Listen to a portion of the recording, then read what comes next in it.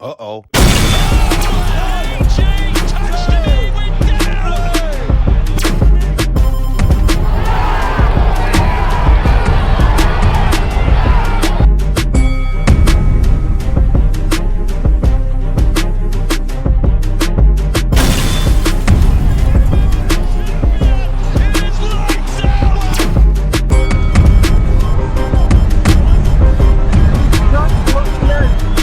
In her last two fights.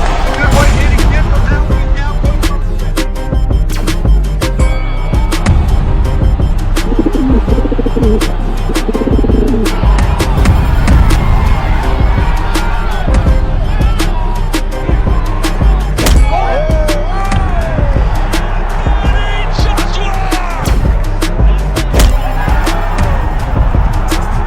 Welcome to the motherfucking relay. We're covering today's top boxing news. Okay, we'll start with this. Canadian up-and-comer Alexis Kubicki is now set to return to action in May opposite the ring Mexico's own Carol Gonzalez in what is a 10-rounder in the women's flyweight division. Deep division, lots of talent there. For what is a WBC Youth World Flyweight title, vacant title. The current reigning WBC champion, the full champion, is Marlen Esparza, who was supposed to be having a rematch with Gabriela Alanis that has since been postponed due to visa issues. A separate matter, back to Alexis, Dobry wojownik. who sports a professional record of 9 wins with 1 loss, no draws, 2 knockouts, having never been knocked out in 10 professional bouts. Very skilled, very talented. She suffered her first professional loss in May of last year opposite the ring Linda Contreras, and she has since rebounded off that loss. She's currently on a 3-fight winning streak, set to take on Carol Gonzalez, who sports a professional record of 6 wins with 1 loss, 1 draw,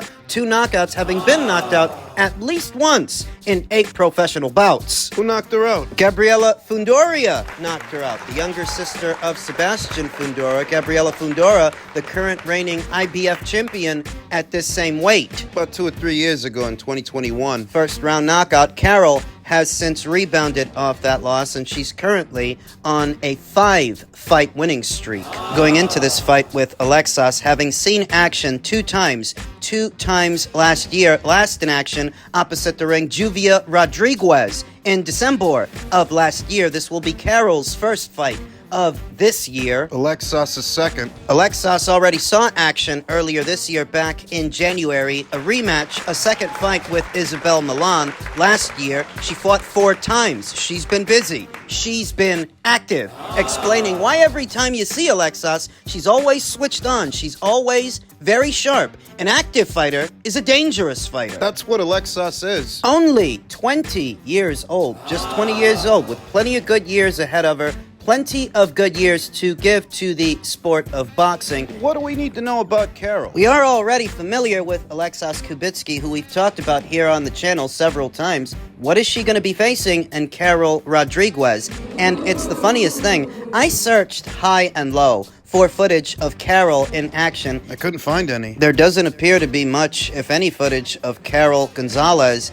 in action anywhere. So I'm kind of shooting in the dark here.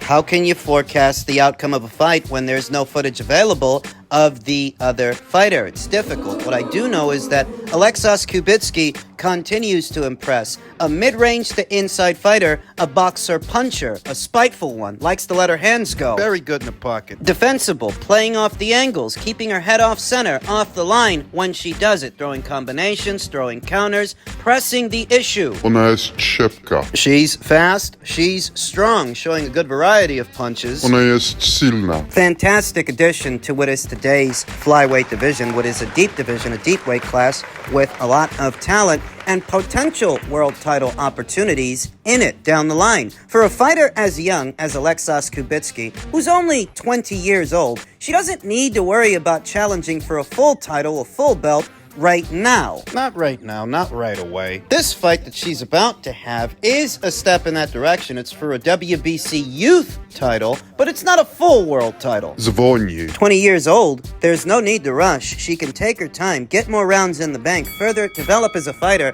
before she so decides to take on one of the champions at this weight, of which there are two. There's Marlena Esparza, who I mentioned earlier, and Gabriela Fundora. Though by the time that young Alexas is ready to fight for a title, the landscape could be very different. We'll see. For now, she's set to return to action May 4th at the River Creek Casino and Resort in Edmonton, Canada. Look for the ring return of Alexas Kubicki, and we'll talk more about the fight as the fight date approaches.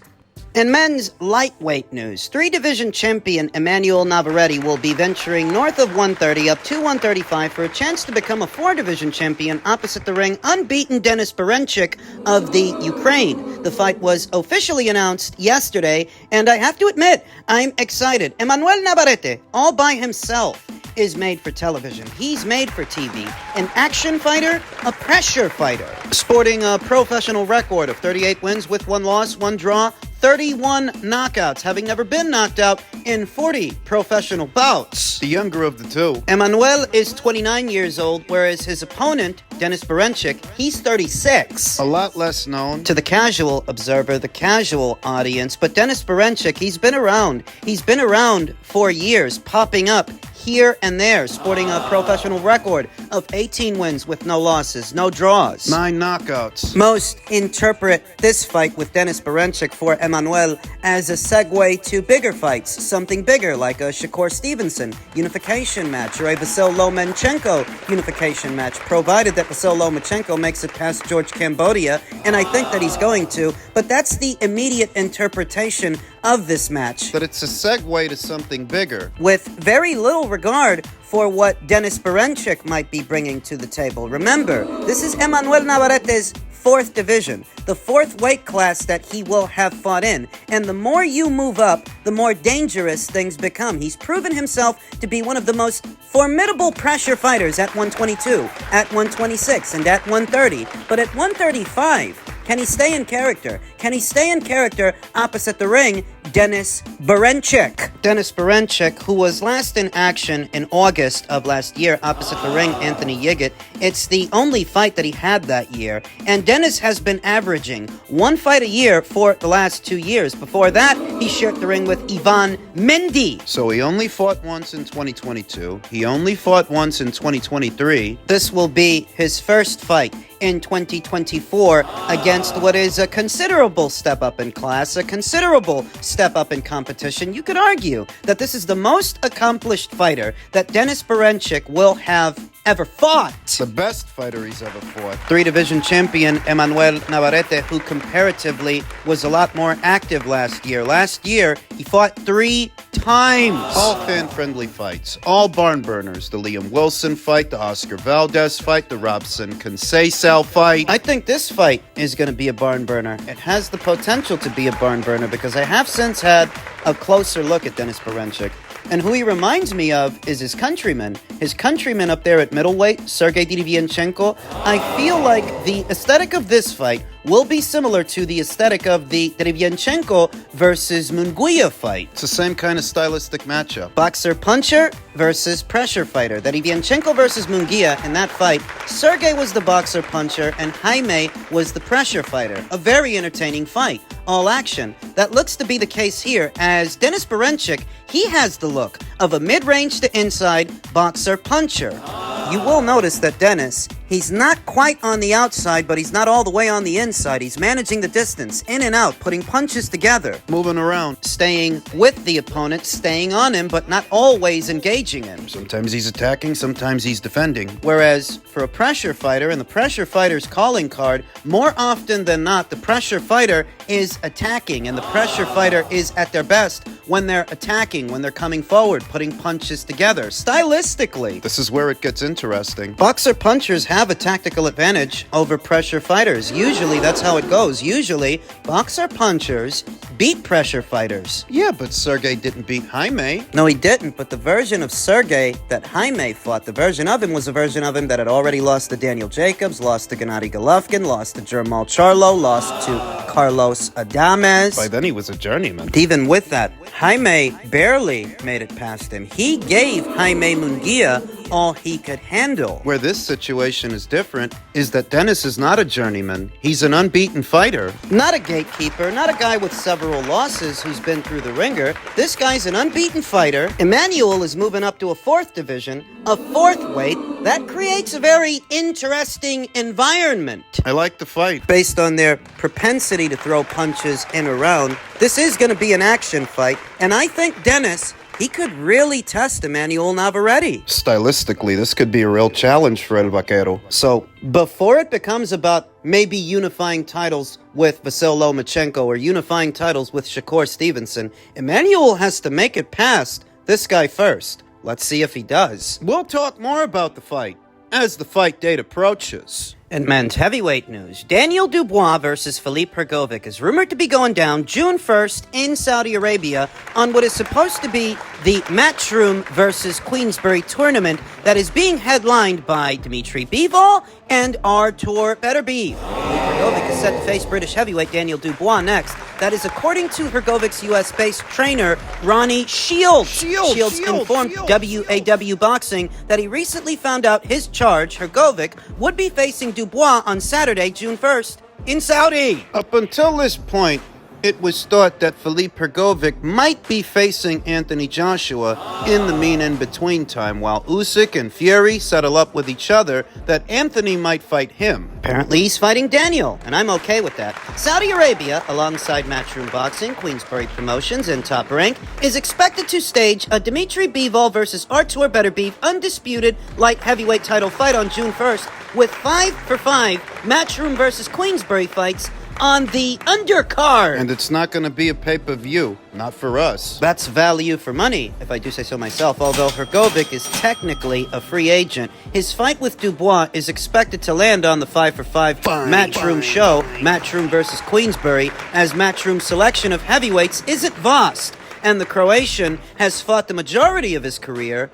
with Matchroom. Co-promoted by Vazerman, Kale and Nisei Sauerland. Dubois and Hrgovic both had their last fights on the same card, the Day of Reckoning show, last December in Saudi, where Dubois scored a final round stoppage against Jarrell Milor, whilst Hrgovic easily dispatched Mark Demori in what was a foregone conclusion. A formality in what was the opening stanza. Dubois versus Hrgovic would be a clash of top 10, top 15 heavyweight contenders, with the winner having a firm argument for a crack at the IBF title. It would be the second for Dubois after he fell short in Poland in his bid to dethrone Alexander Usyk back in August. Hrgovic is the #1 contender with the IBF. He should have to earn his money. That fight with Mark Demori was a waste of fucking time. If you've been following this channel, you will already know that I am not particularly impressed with Filip Hrgovic, in spite of him medaling in the Olympics, his amateur background. What I've seen from him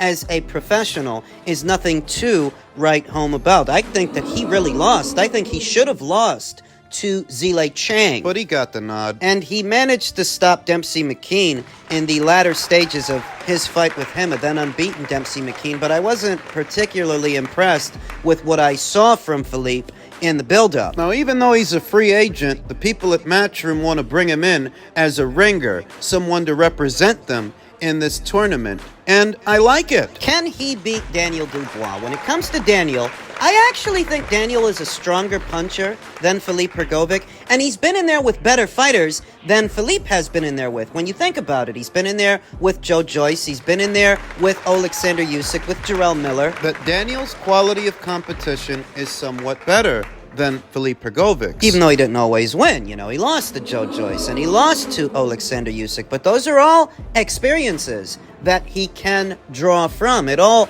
rounds him out as a fighter, that he has shared the ring with those fighters. Well, Filip Hrgovic's been in there with Zile Zhang. Zile Zhang did knock out Joe Joyce 2 times, so there is that to consider. But like I said, nothing about Filip Hrgovic really stands out. Nothing about him as a fighter jumps out at you. Whereas Daniel, I think Daniel is a stronger puncher. He's got more single punching power than Philippe. I feel he's more explosive. He's riding high Back in the winner's bracket. off his late knockout win over a then unbeaten Jarrell Miller. And I have to be honest, I didn't like Daniel's chances going into that fight. He impressed me with what I saw, whereas with Philippe, I've never been impressed with anything. An even fight. I think it is. You can make an argument that Daniel could win this thing, but you could also make an argument for Philippe. You could make an argument for Philippe because Daniel, he still doesn't move his head. He couldn't get out of the way of Joe Joyce's jab. Could he get out of the way of Philippe's? Has he learned his lesson? If he can't slip the jab to get out of the way of it, can he catch it on the arms and gloves? Can he tuck himself behind the guard long enough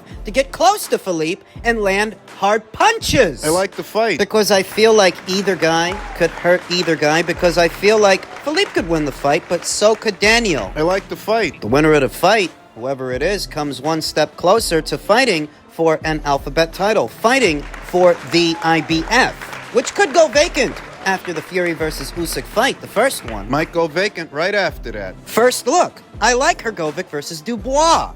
Elsewhere in the division, Anthony Joshua's future plans have been revealed by Eddie Hearn ahead of what could be his next fight. He was tabbed to potentially face Philippe Hrgovic. Now we know he's not going to do that. Philippe is fighting Daniel. Eddie Hearn stated, that's 4 camps, 10 weeks of camp, that's 40 weeks in less than 52. That's not a lot of time off, but he feels great. The confidence is there, but I will sit down with his manager, Freddie Cunningham, AJ, and 258 management, and we will see what we're going to do. No decisions will be made before the Fury fight because I'm confident if Fury wins that His Excellency will do whatever he can, regardless of the 2-fight deal, to make the biggest fight in the history of the sport. Eddie's playing this one close to the chest. Fury versus Usyk has a 2-way rematch clause. If Usyk were to lose, not that I think he's going to, I think he's going to win, but if he were to lose, how do you talk him out of activating his rematch clause? What if he loses a close points decision? What if it's controversial? It's a hard sell.